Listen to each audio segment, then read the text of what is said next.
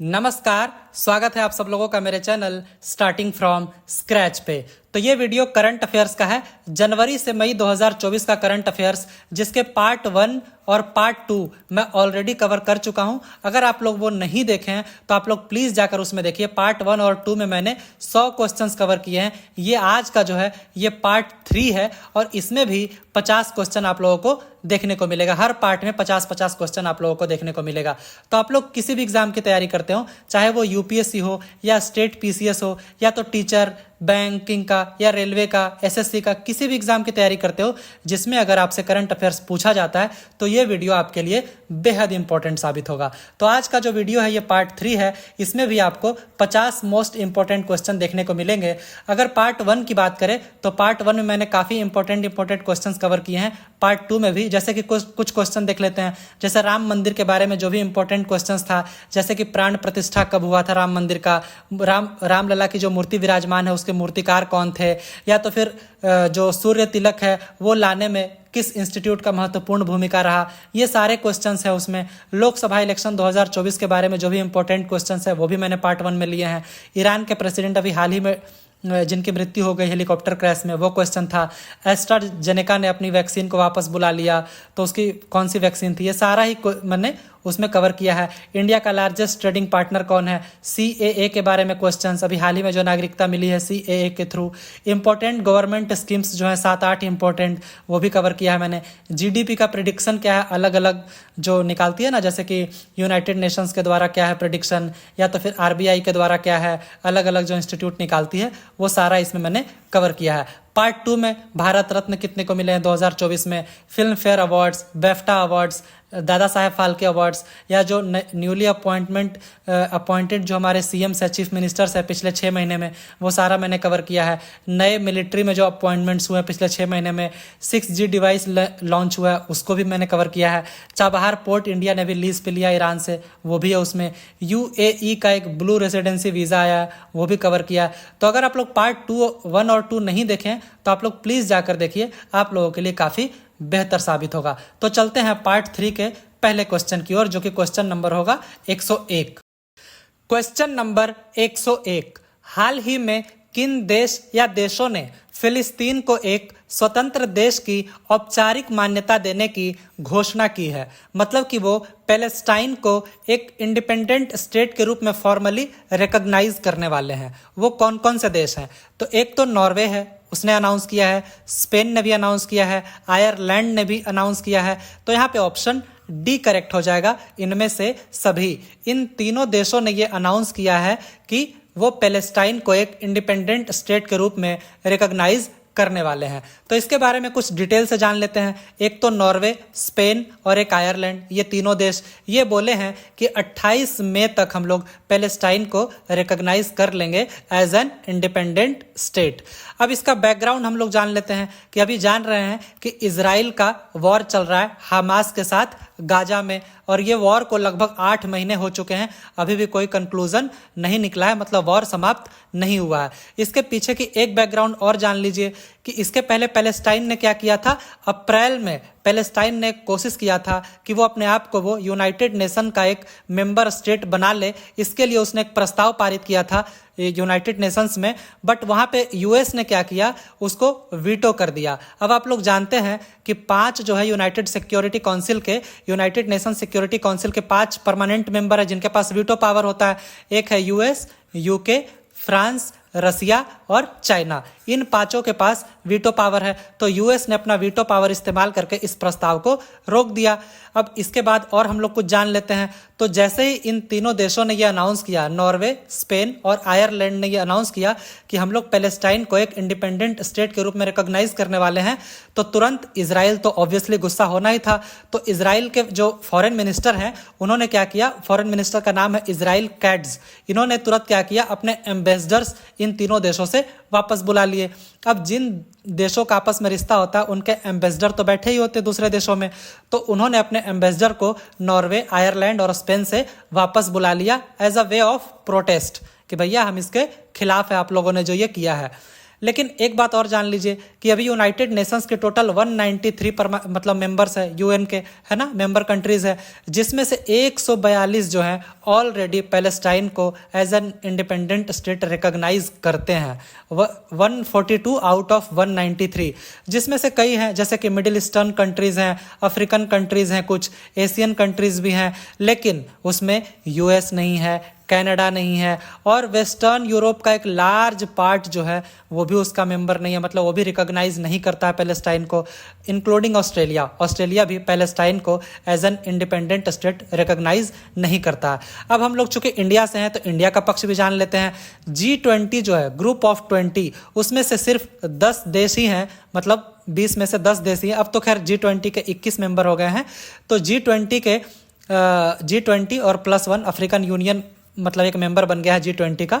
तो इसमें से सिर्फ 10 देश हैं जो कि पैलेस्टाइन को रिकॉग्नाइज करते हैं, जिसमें से एक इंडिया है, चाइना है, रशिया है, अर्जेंटीना है, ब्राज़ील है, इंडोनेशिया है, मेक्सिको है, सऊदी अरबिया है, साउथ अफ्रीका है और टर्की है। तो ये था इस क्वेश्चन का पूरा डिटेल। आइए अब चलते हैं 102, क्वेश्चन नंबर 102। हाल ही में भारत ने बाढ़ से हुई तबाही से निपटने के लिए किस देश को $1 मिलियन की मानवीय सहायता प्रदान की है? वो कौन सा देश है? तो उस देश का नाम है कीनिया। अफ्रीकन कंट्रीज है, यहाँ पे अभी बाढ़ से बहुत बुरे हालात हो रखे हैं, इसीलिए एक मानवीय सहायता के रूप में $1 मिलियन की सहायता राशि भारत सरकार ने कीनियन सरकार को दिया है, गवर्नमेंट ऑफ कीनिया को दिया है। जहाँ पे फ्लड से बहुत ज़्यादा तबाही आ चुकी है, वहाँ पे स्टेट्स को काउंटीज कहते हैं, तो टोटल 47 काउंटीज है, जिसमें से 38 काउंटीज जो हैं वो अफेक्टेड है इस बाढ़ से। मोर देन 267 पीपल वहाँ पे मर चुके हैं, 188 ऑलमोस्ट इंजर्ड है जब तक का ये मतलब न्यूज़ है, और 2,80,000 जो हैं वो डिस्प्लेस हो चुके हैं, मतलब एक जगह से दूसरे जगह जा चुके हैं, विस्थापित हो चुके हैं। वहाँ के जो प्रेसिडेंट है कीनिया के वो हैं विलियम रूटो, कैपिटल जो है कीनिया का वो है नैरोबी, और करेंसी जो है वहाँ का वो है कीनियन शिलिंग। आइए चलते हैं 103 की ओर।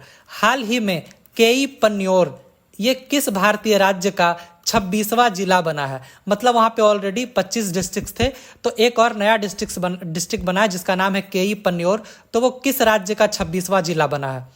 तो वो बना है अरुणाचल प्रदेश का। यहाँ पे 103 का ऑप्शन डी करेक्ट हो जाएगा। आइए देखते हैं 104।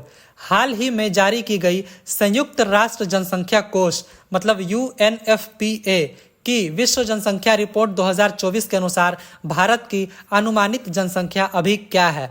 मतलब जो रिपोर्ट है उस रिपोर्ट का नाम है विश्व जनसंख्या रिपोर्ट 2024, वर्ल्ड पॉपुलेशन रिपोर्ट 2024, और जो इस रिपोर्ट को जारी करता है वो संस्था है United Nations fund for population activities. ये ध्यान रखिएगा। तो इसके अनुसार अभी भारत की अनुमानित जनसंख्या क्या है? तो इसके अनुसार भारत की अभी की जो अनुमानित जनसंख्या है वो है 144 करोड़। तो 104 का ऑप्शन बी करेक्ट हो जाएगा। चाइना को हम लोग ऑलरेडी पीछे छोड़ चुके हैं, चाइना का है 142.5 करोड़ अभी की आबादी चाइना की। अब जो ऑफिशियल जो होते हैं सेंसस के आंकड़े वो हर 10 साल में आते हैं। 2011 में आया था आखिरी बार, 2021 में आने वाला था, कोरोना के कारण लेट हुआ, अब तक नहीं आ पाया। तो उसके अनुसार जो अभी भारत की अनुमानित जनसंख्या वो 121 करोड़ ही है ऑफिशियल। अब नेक्स्ट जब आएगा सेंसस तब पता चलेगा। आइए देखते हैं 105वां। हाल ही में दुनिया के सबसे बुजुर्ग व्यक्ति जुआन विंसेंट पेरेज मोरा इनका निधन हो गया। ये किस देश से थे? तो ये थे वेनेजुएला से। ये साउथ अमेरिकन कंट्री है वेनेजुएला, वहाँ के ये थे, और मरने के पहले ये 114 साल 311 दिन ये जिंदा रहे थे। आइए देखते हैं 106वां क्वेश्चन। हाल ही में रूस के राष्ट्रपति कौन बने हैं? रसिया के नए प्रेसिडेंट अभी हाल ही में बने हैं। एक्चुअली नए नहीं है, ये पहले भी प्रेसिडेंट थे, बट फिर से चुनाव हुआ और ये फिर से प्रेसिडेंट बन गए, और ये हैं व्लादिमीर पुतिन। 106 का ऑप्शन ए करेक्ट हो जाएगा। तो इनका ये ध्यान रखने वाली बात है, प्रेसिडेंट तो पहले भी थे, अभी फिर से बन गए, लेकिन ध्यान रखने लायक बात यह है कि ये इनका 5वां टर्म है। अगर एग्जाम में आएगा तो ये पूछा जाएगा ये इनका कौन सा टर्म है, तो ये इनका 5वां टर्म है ना, और ये प्रेसिडेंट बन गए। हालांकि कोई खास कंटेंडर था भी नहीं, क्योंकि ये कहा जाता है कि एज अ तानाशाह ये वहाँ पे रूल कर रहे हैं। तो पुतिन जो है ये वहाँ के मतलब रसिया के ये केजीबी एजेंट रह चुके हैं। केजीबी जैसे इंडिया में हमारा रॉ है, खुफिया जो एजेंट मतलब सर्विस है, उसी तरीके से वहाँ केजीबी है, उसके ये एजेंट पहले रह चुके हैं और ये पहली बार पावर में आए थे 1999 में। अब ये क्या किए हैं, जो रसिया के एक बहुत बड़े लीडर हुआ करते थे जब रसिया यूएसएसआर हुआ करता था, जोसेफ स्टालिन, उनको ये पीछे छोड़ चुके हैं लॉन्गेस्ट सर्विंग लीडर के मामले में।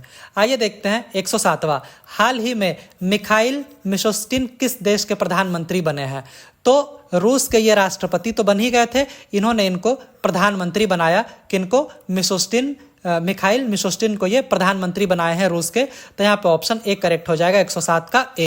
108वां क्वेश्चन देखते हैं, टो लैम ये किस देश के नए राष्ट्रपति बने हैं। ये इनकी तस्वीर है, आप देखिए, टो लैम ये बन गए हैं किस देश के राष्ट्रपति, ये बन गए हैं वियतनाम देश के राष्ट्रपति।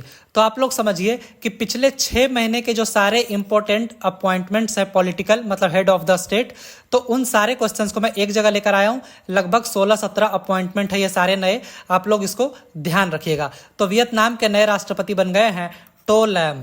आइए हम लोग देखते हैं 109वां क्वेश्चन, बट उसके पहले ये जान लीजिए ये जो टो लैम बने हैं नए राष्ट्रपति, ये रिप्लेस करने वाले हैं प्रेसिडेंट वो वान थुआंग को, जो पहले वहां के राष्ट्रपति थे वियतनाम के। 109वां क्वेश्चन देखते हैं, हाल ही में जोस राउल मुलिनो ये किस देश के राष्ट्रपति चुने गए हैं। तो ये जोस राउल मुलिनो ये बन गए हैं पनामा के नए राष्ट्रपति। 109 का यहाँ पे ऑप्शन सी करेक्ट हो जाएगा। तो ये जो मुलिनो है, जोस राउल मुलिनो, ये रिप्लेस करने वाले हैं रिकार्डो मार्टिनेली को। पहले ये थे वहाँ के प्रेसिडेंट, अब बन गए हैं जोस राउल मुलिनो। अब इनको मतलब रिकार्डो मार्टिनेली ये डिस्क्वालीफाई कर गए थे क्योंकि इनके ऊपर ब्लैक मनी को वाइट करने का आरोप लगा था, मतलब मनी लॉन्ड्रिंग का आरोप लगा था। आइए देखते हैं 110वां क्वेश्चन, इजिप्ट के राष्ट्रपति कौन बने हैं। तो ये भी जो इजिप्ट के राष्ट्रपति बने हैं ये कोई नए नहीं है, पहले भी यही राष्ट्रपति थे। इनका नाम है अब्दुल फतह अल सीसी। 110वां का यहाँ पे ऑप्शन ए करेक्ट हो जाएगा। तो ये जो इनका है ये इनका तीसरा टर्म है, जैसे पुतिन का 5वां टर्म था, ये इनका तीसरा टर्म है। 2 अप्रैल 2024 को इन्होंने शपथ ले लिया। तो अब ये मतलब 2030 तक ये प्रेसिडेंट रहेंगे, क्योंकि वहाँ पे जो है इजिप्ट में प्रेसिडेंट का जो टर्म होता है वो होता है 6 साल का। जो भी एक बार प्रेसिडेंट बन गया वो 6 साल तक प्रेसिडेंट रहेगा, अनटिल वो डिस्क्वालीफाई ना हो जाए, जिसके आप जानते हैं जिसके शर्तें बहुत ही हार्ड होते हैं। तो खैर इसके पहले हम लोग आगे बढ़े, आप लोग प्लीज़ चैनल को सब्सक्राइब कर लीजिए। अगर आप लोगों को वीडियो अच्छा लग रहा है तो इसको ज़रूर अपने मतलब कोई भी फ्रेंड्स हैं जो तैयारी करते हैं उनमें आप लोग शेयर कर सकते हैं। और आइए देखते हैं आगे 111वां क्वेश्चन, स्लोवाकिया के नए राष्ट्रपति कौन बने हैं। स्लोवाकिया के तो ये बन गए हैं पीटर पेलेग्रिनी। तो 111वां का यहाँ पे ऑप्शन ए करेक्ट हो जाएगा, ये है पीटर पेलेग्रिनी, ये बन गए हैं स्लोवाकिया के नए राष्ट्रपति। 112वां देखते हैं, इंडोनेशिया के नए राष्ट्रपति कौन बने हैं। इंडोनेशिया के नए राष्ट्रपति बने हैं प्राबोवो सुबियांतो। तो 112वां का यहाँ पे ऑप्शन ए करेक्ट हो जाएगा। 113वां देखते हैं, हाल ही में अलेक्जेंडर स्टब ये किस देश के राष्ट्रपति बने हैं। अलेक्जेंडर स्टब ये बने हैं फिनलैंड के राष्ट्रपति। 113वां का यहाँ पे ऑप्शन सी करेक्ट हो जाएगा। 114वां देखते हैं, हाल ही में तामस सुल्योक ये निम्न में से किस देश के राष्ट्रपति बने हैं। ये हैं तामस सुल्योक, ये बन गए हैं हंगरी के राष्ट्रपति। 114 का यहाँ पे ऑप्शन सी करेक्ट हो जाएगा। तो ये जो तामस सुल्योक हैं उनके जो प्रेडेसेसर थे मतलब जो इनके पहले थे वो थे कैटलिन नोवाक। तो इनको भैया अपना पद छोड़ना पड़ा क्योंकि इनके ऊपर आरोप लग गया चाइल्ड अब्यूज पार्डन का, एक स्कैंडल का इनके ऊपर आरोप लग गया, इसलिए इनको इस्तीफा देना पड़ा। और तामस सुल्योक अब बन गए हैं नए राष्ट्रपति। कहाँ के बन गए हैं? हंगरी के नए राष्ट्रपति बन गए हैं तामस सुल्योक। हंगरी के जो प्राइम मिनिस्टर है वो है विक्टर ओर्बन। हंगरी का जो कैपिटल है वो है बुडापेस्ट। आइए देखते हैं 115वां क्वेश्चन, हाल ही में बसीरो डियोमाय फेय ये किस देश के राष्ट्रपति बने हैं। तो ये बन गए हैं सेनेगल के राष्ट्रपति। 115वां का ऑप्शन ए करेक्ट हो जाएगा।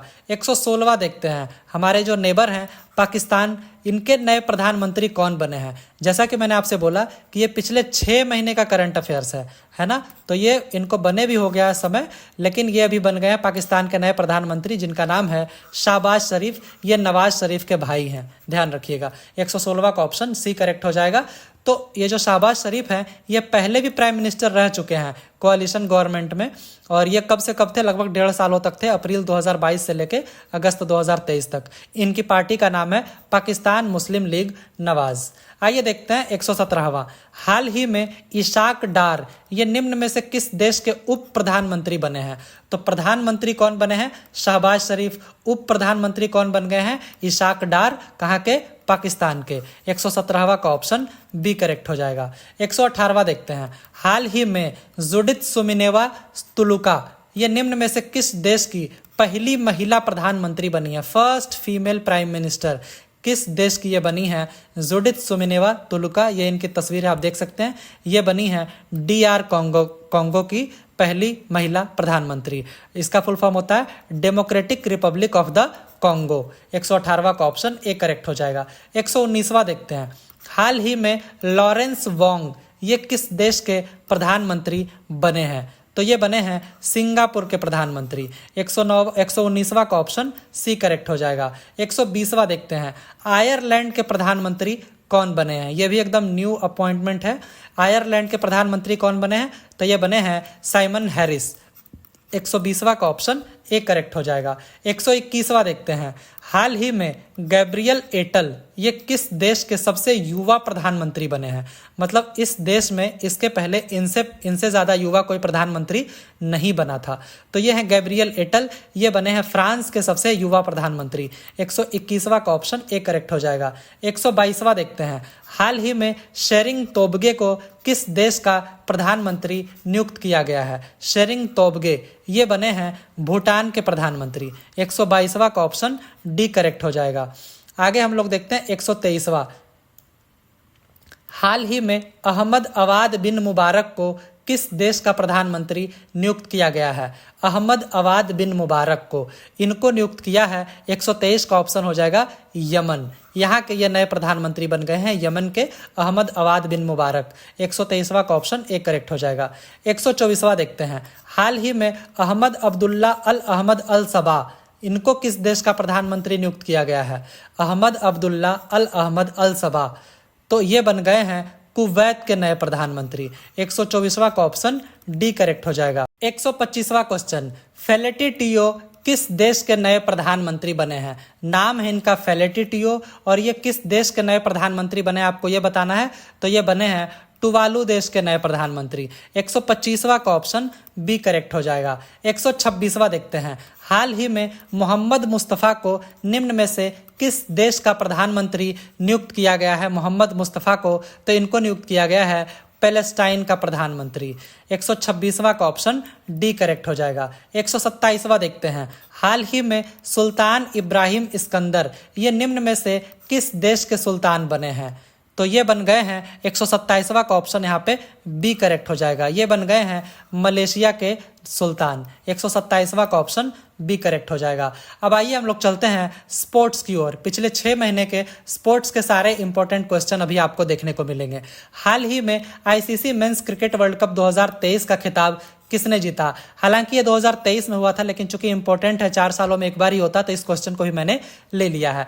ICC men's cricket world cup 2023 का खिताब जीता गया था। आप पिक्चर देख के आप समझ गए होंगे, यह है ऑस्ट्रेलिया ने जीता था। 128 का ऑप्शन बी करेक्ट हो जाएगा। तो ये जो था ये हुआ था फाइनल नरेंद्र मोदी स्टेडियम गुजरात में। ये 13वां एडिशन था ICC मेंस, ये 50 ओवर का वर्ल्ड कप होता है, तो इसका ये 13वां एडिशन था। ऑस्ट्रेलिया ये छठी बार जीता है इस ट्रॉफी को। और ये जो first men's cricket world cup था जो कि इंडिया ने मतलब पूरा का पूरा वर्ल्ड कप अकेले इंडिया होस्ट किया था। इसके पहले जब इंडिया होस्ट करता था तो कभी श्रीलंका के साथ मिलकर, कभी किसी और देश के साथ मिलकर, लेकिन ये पहला ऐसा वर्ल्ड कप था जिसको सोलेली मतलब अकेले पूरा सारे के सारे मैचेस इंडिया में ही हुए थे। प्लेयर ऑफ द सीरीज थे विराट कोहली। सबसे ज़्यादा रन बनाया गया था विराट कोहली के द्वारा 765 रन। सबसे ज़्यादा विकेट लिया गया था मोहम्मद शामी के द्वारा 24 विकेट। और फाइनल में जो मैन ऑफ द मैच थे, जो कि अकेले वजह थे इंडिया के हार का, वो थे ट्रेविस हेड ऑस्ट्रेलिया के बैट्समैन यही बन गए थे फाइनल में मैन ऑफ द मैच। आइए अगला देखते हैं 129वां क्वेश्चन। आईसीसी अंडर 19 पुरुष क्रिकेट वर्ल्ड कप का विजेता कौन सा देश रहा? तो खैर ऑस्ट्रेलिया का दबदबा है, यह भी ऑस्ट्रेलिया ही जीता। 129वां का यहाँ पे ऑप्शन सी करेक्ट हो जाएगा, ऑस्ट्रेलिया। इसके बारे में भी जान लेते हैं। यह 15वां एडिशन था, साउथ अफ्रीका में यह हुआ था। ऑस्ट्रेलिया ने इंडिया को फाइनल में हराया और यहाँ पे भी, और यहाँ पे ऑस्ट्रेलिया जो है ये ऑस्ट्रेलिया का चौथा टाइटल था, है ना। इसमें क्या है, अंडर 19 ये पुरुष क्रिकेट वर्ल्ड कप है, इसको ध्यान रखिएगा। प्लेयर ऑफ द सीरीज जो थे वो थे वेना मफाका, साउथ अफ्रीका के। आइए देखते हैं 130वां क्वेश्चन। वीमेंस प्रीमियर लीग 2024 की ट्रॉफी किसने जीती? जैसे मेंस लोगों का होता है आईपीएल, इंडियन प्रीमियर लीग, वैसे ही होता है डब्ल्यूपीएल, ये होता है वीमेंस प्रीमियर लीग महिलाओं के लिए। तो इसकी ट्रॉफी 2024 की किसने जीती? तो ये जीता गया था आरसीबी के द्वारा, रॉयल चैलेंजर्स बेंगलोर। 130वां का ऑप्शन ए करेक्ट हो जाएगा। तो ये जो था विमेंस प्रीमियर लीग का, ये दूसरा एडिशन था विमेंस प्रीमियर लीग का। और प्लेयर ऑफ द सीरीज थी दीप्ति शर्मा, यूपी टीम से थी ये। सबसे ज़्यादा रन बनाया गया था एलिस पेरी के द्वारा, ये आरसीबी टीम की ये प्लेयर थी और ये 347 रन ये बनाई थी। सबसे ज़्यादा विकेट लिया गया था श्रेयंका पाटिल के द्वारा, ये भी आरसीबी टीम से थी और इन्होंने 13 विकेट लिया था। ये सारी जानकारियां आप लोग ध्यान रखिएगा, पीडीएफ में आप लोगों को प्रोवाइड कर दूंगा। 131वां देखते हैं। रणजी ट्रॉफी 2023-24 का खिताब किसने जीता? रणजी ट्रॉफी होता है, आप लोगों को पता है, क्रिकेट का ये मतलब घरेलू टूर्नामेंट होता है और सबसे इंपॉर्टेंट टूर्नामेंट होता है। तो इस ट्रॉफी को किसने जीता? तो ये जीता गया था मुंबई के द्वारा। 130वां का ऑप्शन यहाँ पे ए करेक्ट हो जाएगा। तो ये जो था 89th सीजन था रणजी ट्रॉफी का, है ना। प्लेयर ऑफ द सीरीज थे इसमें तनुष कोटियान, मुंबई टीम से थे ये। सबसे ज़्यादा रन बनाया गया था रिक्की भुई के द्वारा, आंध्रा टीम से थे, इन्होंने 902 रन बनाया था। सबसे ज़्यादा विकेट लिया गया था आर साई किशोर के द्वारा, ये तमिलनाडु टीम से थे और ये 53 विकेट लिए थे रणजी ट्रॉफी 2023-24 में। आइए देखते हैं 132वां क्वेश्चन। विराट कोहली ने अपना 50वां एक दिवसीय शतक किस देश के खिलाफ इन्होंने लगाया था? तो इन्होंने वर्ल्ड कप में ही लगाया था और उस देश का नाम था न्यूजीलैंड। इसी के खिलाफ इन्होंने अपना 50वां एक दिवसीय शतक लगाया था। तो 132वां का ऑप्शन सी करेक्ट हो जाएगा। आइए देखते हैं 133वां। ICC one day cricketer of the year 2023 किसे चुना गया है? मतलब एक साल में जिनका परफॉर्मेंस सबसे अच्छा होता है उनको चुना जाता है one day cricketer of the year. तो किनको चुना गया था? तो पिक्चर देख के आप समझ गए थे, विराट कोहली को चुना गया था ICC one day cricketer of the year 2023 के लिए। 134वां क्वेश्चन देखते हैं। वर्ष 2023 के लिए ICC men's T20 cricketer of the year का पुरस्कार किस खिलाड़ी को दिया गया? वनडे में विराट कोहली और टी20 में दिया गया था सूर्य कुमार यादव को। तो 134वां का ऑप्शन सी करेक्ट हो जाएगा। 135वां देखते हैं। पोली उमरीगर पुरस्कार 2023 ये किसे मिला है?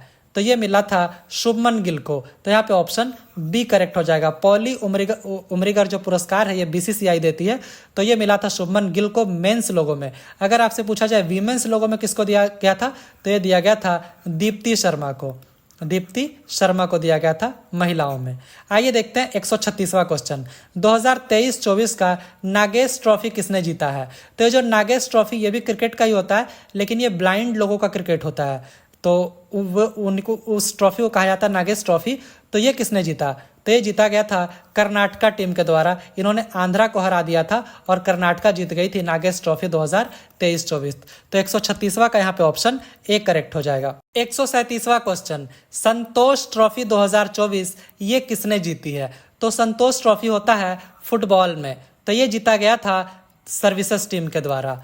तो 137वां का ऑप्शन यहाँ पे ए करेक्ट हो जाएगा। और इन्होंने गोवा की टीम को हराया था और ये जो था ये 77वां था संतोष ट्रॉफी और ये हुआ था गोल्डन जुबली स्टेडियम में। हालांकि दोनों तरफ से कोई गोल नहीं हो रहा था, लेकिन 67वें मिनट में शफील ने एक गोल मारा और वही मैच डिसाइड हो गया, वो एक विनिंग स्ट्राइक था। आइए देखते हैं 138वां क्वेश्चन।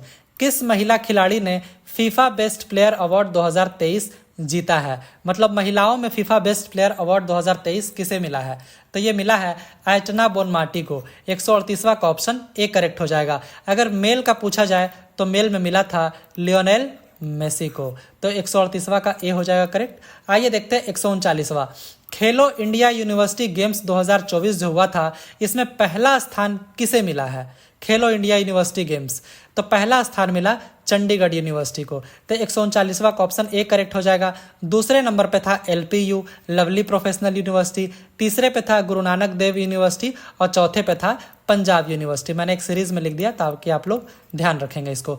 तो टॉप पे रही थी चंडीगढ़ यूनिवर्सिटी। तो इसके बारे में हम लोग और जान लेते हैं, ये हुआ कहाँ था। ये सभी जो 7 नॉर्थ ईस्टर्न स्टेट्स हैं वहाँ पे ये गेम आयोजित किया गया था। चंडीगढ़ यूनिवर्सिटी इसमें टॉप पे रहा था। टोटल मेडल आए थे इसको 71 चंडीगढ़ यूनिवर्सिटी को, जिसमें 32 गोल्ड थे, 18 सिल्वर थे और 21 कांस्य पदक थे, मतलब ब्रॉन्ज मेडल थे।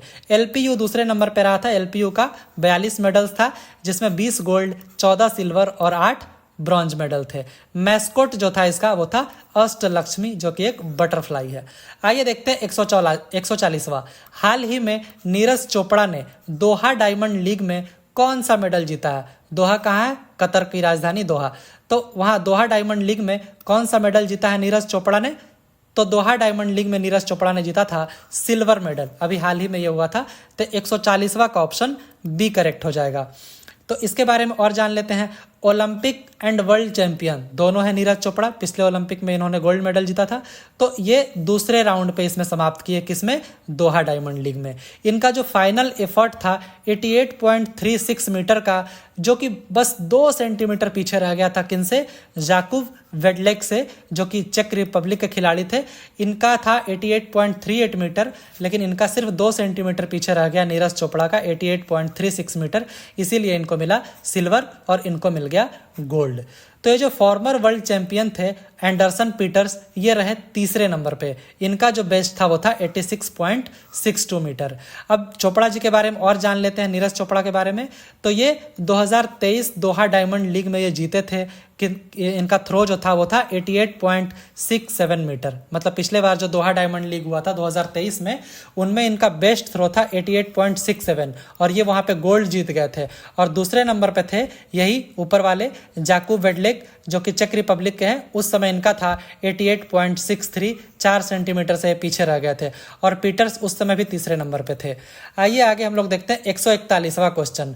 फेडरेशन कप 2024 ये भी अभी हाल ही में हुआ। इसमें नीरज चोपड़ा ने कौन सा मेडल जीता है? तो इसमें नीरज चोपड़ा ने जीता है गोल्ड मेडल। तो 141वां का यहाँ पे ऑप्शन ए करेक्ट हो जाएगा। ये क्या करते हैं? भाला फेंक में ये खिलाड़ी हैं और बहुत ही फेमस खिलाड़ी है, आप लोग जानते होंगे इनको।